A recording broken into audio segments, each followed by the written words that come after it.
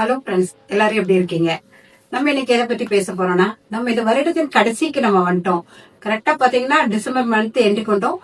நினைச்சே பார்க்க முடியாது. நிறைய பேர் யோசிச்சு பாத்தீங்கன்னா இந்த வருஷம் ரொம்ப ஃபாஸ்டா மூவ் ஆயிடுச்சுன்னு நினைக்கிறாரு. ரொம்ப ஸ்பீடா ஓடிடுச்சு. நம்ம கடைசிக்கு வந்துட்டோம். ஆனா நம்ம எத்தனை பேர் இதுல நம்ம இதுக்கு இந்த வருடம் முழுவதும் நம்மள பாத்தீங்கன்னா நம்ம எத்தனையோ பேர் நம்ம கூட டிராவல் பண்ணவங்க, பக்கத்து வீடா இருக்கலாம், சொந்தங்களா இருக்கலாம், இல்ல உங்களோட ஃப்ரெண்ட்ஸுகளா இருக்கலாம், எத்தனையோ பேர் இந்த நாளை காணாம போயிருப்பாங்க. ஏன்னா எத்தனையோ காரியங்கள் நமக்கு தெரியுது. நிறைய பாக்குறோம், டிவியில பாக்குறோம், எல்லாத்தையும் பாக்குறோம். நிறைய கொலைகள், அப்புறம் திடீர்னு நிறைய பேர் சொல்லுவாங்க, ஐயோ அவர் நேத்தா என் கூட நல்லா பேசிட்டு இருந்தாருங்க, இன்னைக்கு பார்த்தா அவர் இல்ல, எப்படின்னு தெரியல, நல்லா பேசிட்டு இருந்தா திடீர்னு இறந்துட்டாரு. அந்த மாதிரி இருக்கும். ஆனா நமக்கு பாத்தீங்கன்னா நம்ம இப்போ நல்லா ஜீவனோட நல்லா இருக்கோம், உயிரோட நம்ம இருக்கிறோம். அதுக்காக நம்ம இந்த வருடம் முழுவதும் நம்ம ஆண்டவர் நல்லா பாதுகாத்தார். முதலாவது நம்ம ஆண்டவருக்கு இந்த வருடத்துல கடைசிக்கு நம்ம நல்லா நன்றி சொல்றவங்களா இருக்கலாம்.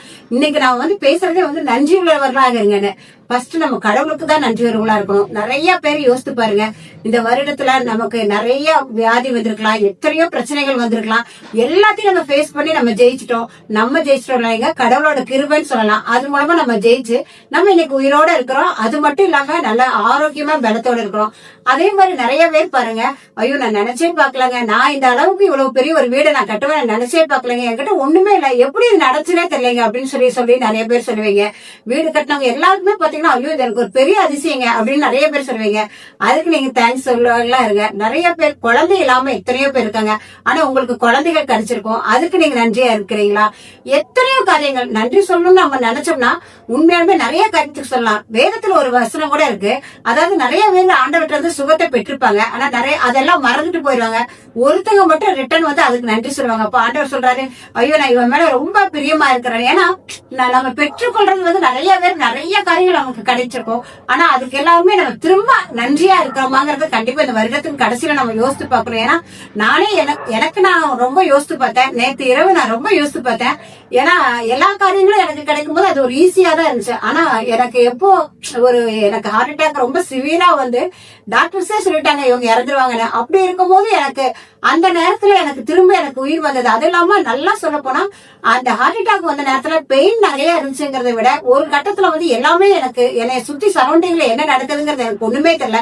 பட் எனக்கு நல்லாவே தெரிஞ்சு நான் எனக்கு ப்ரே பண்றதுக்கு முடியுது. நான் ஆண்டவர்கிட்ட ரொம்ப ப்ரே பண்றேன், ஆண்டவரே இன்னும் நிறைய காரியங்கள் நான் முடிக்க வேண்டியிருக்கு, என்னை எடுத்துறாதீங்க, எனக்கு ஒரு தடவை ஆயுசு கொடுங்கன்னு சொல்லி ரொம்ப இதா ஜெபம் பண்ணேன். ஏன்னா அந்த உயிர் போற நேரத்துலதான் உயிரோட வேல்யூ கண்டிப்பா தெரியுதுங்க.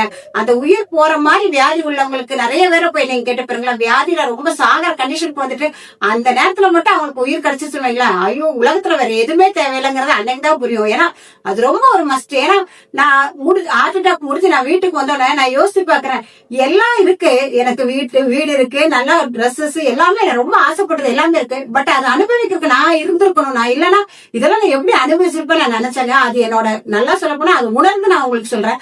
அது மாதிரி உங்களையும் நிறைய பேருக்கு நீங்க பாத்தீங்கன்னா நிறைய கிரேஸ் கிடைச்சிருக்கும், கடவுளோட கிருபைகள் நிறைய உங்களுக்கு இருந்திருக்கும். அதுக்கெல்லாம் கண்டிப்பா ஃபர்ஸ்ட் தேங்க்ஃபுல்லா இருங்க. அதே மாதிரி நான் மனிதர்களுக்கு நீங்க நன்றி உள்ளவங்களா இருங்க. உங்களுக்கு நிறைய பேர் மனிதர்கள் நீங்க யோசிச்சு பாருங்க. அதாவது உங்களுக்கு கூட, அதாவது கணவரா இருக்கலாம், மனைவியா இருக்கலாம், கூட பிறந்தவங்களா இருக்கலாம், இல்ல ஒரு ஃப்ரெண்ட்ஸுங்களா இருக்கலாம். நிறைய பேர் நிறைய மனிதர்களை நம்ம சந்திக்கிறோம். அதுல நீங்க நினைக்கலாம், ஐயோ அவங்க எங்களுக்கு நிறைய கெட்டதாங்க செஞ்சாங்க, அவங்க பண்ணதை எங்களுக்கு மறக்கவே முடியாது கூட நீங்க சொல்லலாம். அதே நிறைய நன்மைகள் செஞ்சிருப்பாங்க. நன்மைகள்லாம் நீங்க அதாவது நன்மைகள்லாம் ஒரு டம்ளர் தண்ணி உங்களுக்கு தாகமா இருக்கும்போது குடிச்சா கூட அது கூட நன்மைகள் தான். நிறைய பேர் உங்களுக்கு நன்மைகள் செய்த மனிதர்களும் இருப்பாங்க, உங்களுக்கு தீமைகள் செய்த மனிதர்களும் இருப்பாங்க. ஆனா இரண்டு பேருக்குமே நன்றி சொல்லுங்க. ஏன்னா ஒருத்தங்க நமக்கு பாடங்கள் சொல்லி தரவங்களா இருப்பாங்க, ஒருத்தங்க ஒரு சில நமக்கு பாடமாவே இருப்பாங்க.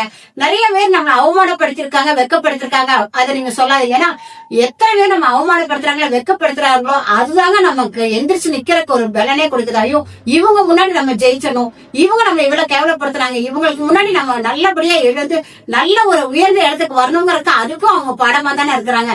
யாருமே உங்களை கேவலப்படுத்துறான்னு நீங்க பாட்டுக்கு ஒரு இதா மண்ணு மாதிரிதான் இருப்பீங்க. உங்களுக்கு ஒரு அதை என்ன சொல்றது, உங்களை தூண்டி விடுறதுக்கு ஒரு ஆட்கள் வேணும். அப்படியாக கூட மனிதர்கள் இருந்திருப்பாங்க.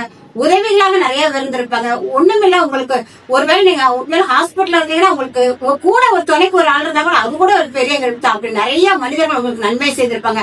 அவங்களுக்கு கண்டிப்பா நன்றி சொல்லுங்க. நிறைய காரியங்கள், ஏன்னா ஒரு சின்ன ஒரு குழந்தையவே எடுத்துக்கோங்களேன். அந்த குழந்தைகிட்ட போய் ஒரு காரியத்தை ஒரு ஒரு முத்தமே கேட்டா கூட அந்த குழந்தை என்ன சொல்லணும், போயிடும். அதே அந்த குழந்தைக்கு ஒரு சாக்லேட்டோ ஏதோ வாங்கி கொடுத்துட்டு கேட்டு பாருங்களேன், ஓடி வந்து கொடுக்குவேன். அது ஒரு சின்ன குழந்தைக்கு கூட ஏதாவது கொடுத்தாதான் அது ரிட்டர்ன் கொடுக்குது. அப்படி இருக்கும்போது நமக்கு இத்தனை காரியங்கள் செய்த கடவுளுக்கும் இத்தனை நன்மைகள் செய்த மனிதர்களுக்கும் நம்ம எவ்வளவு நன்றியுறவங்களா இருக்கணும் இல்லைங்க. அதனால கண்டிப்பா வருட கடைசியில இருக்கிறோம், நிறைய நம்ம நினைச்சு பார்க்கலாம். ஒவ்வொரு நாள் நீங்க நினைச்சு பாருங்க, ஐயோ நமக்கு இவ்வளவு காரியங்கள் நமக்கு நன்மை நடந்திருக்கேன்னு சொல்லிட்டு அதை ஒவ்வொன்றா நினைச்சு பாருங்க. எல்லாத்தையும் எளிதாக எடுத்துக்கொள்ளுங்க, எடுத்துக்கொள்ளாதீங்க. ஏன்னா அது கிடைக்காத ஒருத்தங்களுக்கு தான் அது நமக்கு கிடைச்ச நமக்கு இருக்கிற இது நமக்கு தெரியும். நமக்கு எல்லாம் கிடைச்சது ஈஸியா எடுக்காம கிடைக்காதவங்க எத்தனை பேர் இருக்கிறாங்க. உண்மையாலுமே வேற ஒண்ணுமே இல்ல பாருங்க. ஒரு கை கால் நமக்கு நல்ல பலத்தோட இருக்கிறோம், நல்லா நடமாடுறோம். திடீர்னு ஒருத்தருக்கு பேரல் அட்டாக் வந்துருது, கை கால் வர்றோம். ஐயோ எவ்வளவு ஒரு கொடுமை யோசித்து பாருங்களேன். நம்ம அப்படி இல்ல, கை காலோட இருக்கிறோம். ஒரு கண்ணு நல்லா நமக்கு தெரியுது, நம்மளுடைய எல்லா அவயங்களும் நல்லபடியாக நமக்கு இயங்குதுன்னா அதுக்குமே நமக்கு ரொம்ப நன்றியா சொல்லணும். ஏன்னா ஒரு கிட்னியே போயிடுச்சுன்னா, கிட்னி வேணும் அப்படிங்கும் போது அவங்க ரிட்டர்ன் அது கிட்னி வாங்குறக்கோ அது வைக்கிறக்கோ எவ்வளவு காசு செலவாகுது. காசு செலவானாலும் அவங்களுக்கு அந்த பிளட் குரூப்ல இருந்து எல்லாம் எல்லாம் ஒத்து வந்தாதான் அவங்களால அது வைக்க முடியும். அப்படி இருக்கும்போது நமக்கு எல்லாம் நல்லா இருக்கு. அது இல்லாம இருக்கிறவங்களுக்கு மத்தியில ஆண்டவர் நமக்கு இவ்வளவு நல்லது நன்மை செஞ்சிருக்கான்னு ஃபர்ஸ்ட் இந்த வருட கடைசிக்கு நம்ம வந்தனால கண்டிப்பா இதுக்கெல்லாம் ரொம்ப நன்றியா இருங்க. அதே மாதிரி மனிதங்க ஒருவேளை உங்களுக்கு ஒரு தீங்கு செஞ்சிருந்தாலும் அவங்கள நீங்க வெறுக்காதீங்க. ஏன்னா அவங்க தீங்கு செஞ்சிருந்தாலுமே அவங்க என்னைக்குமே யாருமே ரொம்ப எல்லாரும் கெட்டவங்களாவே இருக்க மாட்டாங்க. அவங்க நிறைய நன்மைகள் செஞ்சிருப்பாங்க. அதை நீங்க நினைச்சு பாருங்க. எப்பவுமே மத்தவங்களை பத்தி தவறான கருத்துக்களை நமக்கு வச்சுட்டு இருக்கும் போது நமக்கு நிறைய பொறாம, அவங்க மேல ஒரு எரிச்சல், ஒரு என்ன சொல்றது, நிறைய நமக்கு நெகட்டிவ் இதுதான் ஒரு எனர்ஜி தான் வருவாங்க. அது நமக்கு இருக்கும்போது நமக்கு ரொம்ப இதா இருக்கும். நம்ம எல்லாத்த பத்தி நல்லதான் நினைப்போம், சந்தோஷமாக வாழ்க்கையில இருப்போம். உலகத்துல நீங்க யோசித்து பாத்தீங்கன்னா நிறைய காரியங்கள் நல்ல காரியங்கள் தாங்க இருக்கு. அதை மட்டும் நம்ம நினைச்சு பார்த்தோம்னா நம்மளும் சந்தோஷமா இருப்போம், மத்தவங்களையும் நம்ம சந்தோஷமாக வைக்க முடியும். நல்லா சொல்ல போனா பாசிட்டிவ் வைப்ரேஷனை நம்ம பரப்புவோம். எப்பவுமே நம்ம காலையில எந்திரிக்கும் போதே மத்தவங்க நல்லா இருக்கணும்னு நினைச்சிட்டு நம்ம எந்திரிக்கலாம்.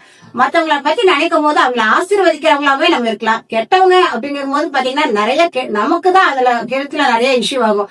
அதை விட நம்ம எப்பவுமே சிரிச்சுட்டே இருக்கலாம், மத்தவங்களை அவங்க சந்தோஷப்படுத்தவங்களா இருக்கலாம், மத்தவங்களுக்கு நன்மையா இருக்கலாம்னு தோணுச்சுங்க. அதுதான் இந்த வருட கடைசியில நம்ம நினைக்கணும்னு தோணுச்சு. அதை உங்களுக்கு சொல்றேன் ஃப்ரெண்ட்ஸ். தேங்க்யூ.